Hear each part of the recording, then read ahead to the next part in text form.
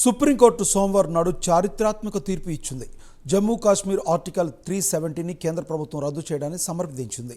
Article 370 తాత్కాలిక ప్రక్రియ మాత్రమేనని చీఫ్ జస్టిస్ చంద్రచూడ్ తేల్చి చెప్పారు.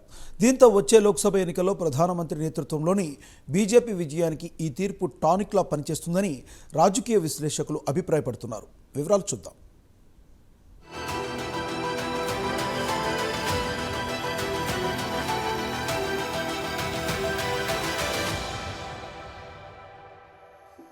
దేశంలోని సర్వోన్నత న్యాయస్థానం సుప్రీంకోర్టులో సోమవారం నాడు చారిత్రాత్మక తీర్పు వచ్చింది. జమ్మూ కాశ్మీర్లో ఆర్టికల్ 370ని కేంద్ర ప్రభుత్వం రద్దు చేయడాన్ని సమర్థించింది. ఆర్టికల్ 370 తాత్కాలిక ప్రక్రియ మాత్రమేనని చీఫ్ జస్టిస్ చంద్రచూడ్ చారిత్రాత్మక తీర్పు ఇచ్చారు. ఆర్టికల్ 370 ప్రకారం జమ్మూ కాశ్మీర్కి ప్రత్యేక ప్రతిపత్తి ఉండేది. ఆర్టికల్ 370 రద్దుతో ప్రత్యేక ప్రతిపత్తి హోదా కోల్పోయింది.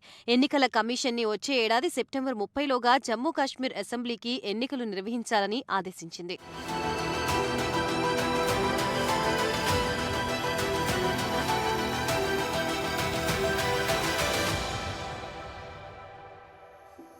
సుప్రీంకోర్టు చీఫ్ జస్టిస్ డివై చంద్రచూడ్తో పాటు జస్టిస్ గావాయి సూర్యకాంతాలతో కూడిన ధర్మాసనం జమ్మూ కాశ్మీర్కి ఆర్టికల్ 370 ద్వారా సంక్రమించిన స్వయం ప్రతిపత్తి తాత్కాలికమేనని, రాష్ట్రపతి కావాలనుకుంటే దాన్ని రద్దు చేసే హక్కు ఉందని తేల్చి చెప్పారు. కాగా సుప్రీంకోర్టు తీర్పు ప్రధానమంత్రి నరేంద్ర మోదీకి, భారతీయ జనతా పార్టీకి వచ్చే ఏడాది జరిగే లోక్సభలో ఎన్నికల్లో మరింత బలోపేతం కావడానికి ఆస్కారం లభించింది. కాగా ఆగస్టు 2019లో రాజ్యాంగంలోని ఆర్టికల్ 370 రద్దుతో జమ్మూ కాశ్మీర్ ప్రత్యేక హోదా కోల్పోయింది.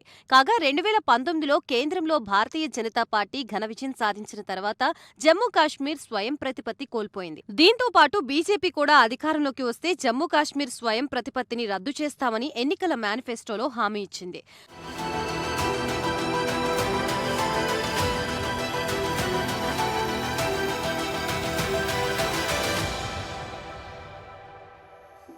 ఇదిలా ఉండగా సుప్రీంకోర్టు ఆర్టికల్ 370 రద్దుని సవాల్ చేస్తూ పలు పిటిషన్లపై విచారించింది.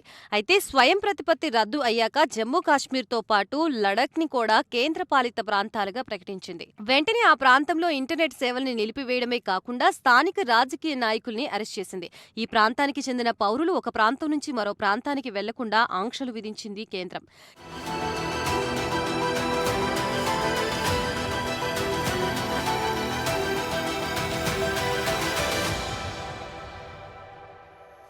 కాగా సీజేఐ చంద్రచూడ్ తీర్పుని చదివి వినిపిస్తూ కేంద్రం తీసుకునే ప్రతి నిర్ణయాన్ని సుప్రీంకోర్టులో సవాలు చేయడం సరికాదన్నారు. దీనివల్ల పరిపాలన ఎక్కడికక్కడే స్తంభించిపోతుందన్నారు చంద్రచూడ్. ఆర్టికల్ 370 అనేది తాత్కాలిక ఏర్పాటు మాత్రమేనని అన్నారు. జమ్మూ కాశ్మీర్ మహారాజా కూడా భారత రాజ్యాంగంలో జమ్మూ కాశ్మీర్కి ఆర్టికల్ 370 అనే తాత్కాలిక ఏర్పాటు మాత్రమే అని చెప్పారని చంద్రచూడ్ అన్నారు. రాజ్యాంగంలోని 370 అనేది తాత్కాలిక ఏర్పాటు మాత్రమే. యుద్ధ సమయంలో మాత్రమే ఆర్టికల్ 370ని అమల్లోకి తెచ్చారని కోర్టు వివరించింది.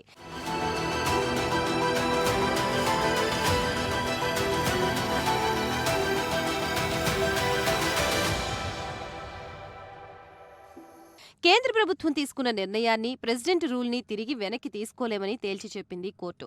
నవంబర్ 25, 1949లో జమ్మూ కాశ్మీర్ యువరాజ్ కరణ్ సింగ్ భారత్లో కలుస్తున్నట్లు ప్రకటించారు.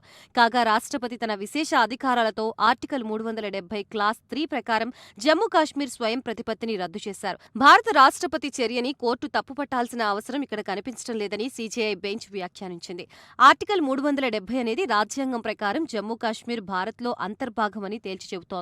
ప్రెసిడెంట్ ఆఫ్ ఇండియాకి స్వయం ప్రతిపత్తి అధికారాన్ని రద్దు చేసే అధికారం కూడా ఉంటుందని సుప్రీంకోర్టు తేల్చి చెప్పింది. ఇదిలా ఉండగా ఈ ఏడాది సెప్టెంబర్ 5న సుమారు 16 రోజుల పాటు ఆర్టికల్ 370 రద్దుపై వాదనలు విని తీర్పుని సుప్రీంకోర్టు రిజర్వులో ఉంచింది.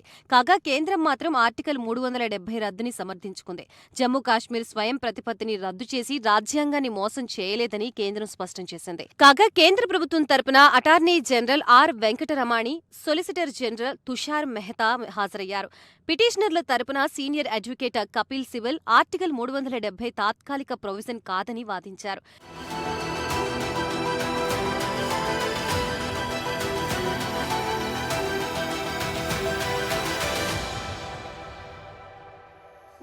కాగా సుప్రీంకోర్టు తీర్పుపై ప్రధానమంత్రి నరేంద్ర మోదీ హర్షం వ్యక్తం చేశారు. ఇది ప్రజల ఐక్యత, ఆశలు, పురోగతిని ప్రతిధ్వనించే చారిత్రక తీర్పు అని కొనియాడారు.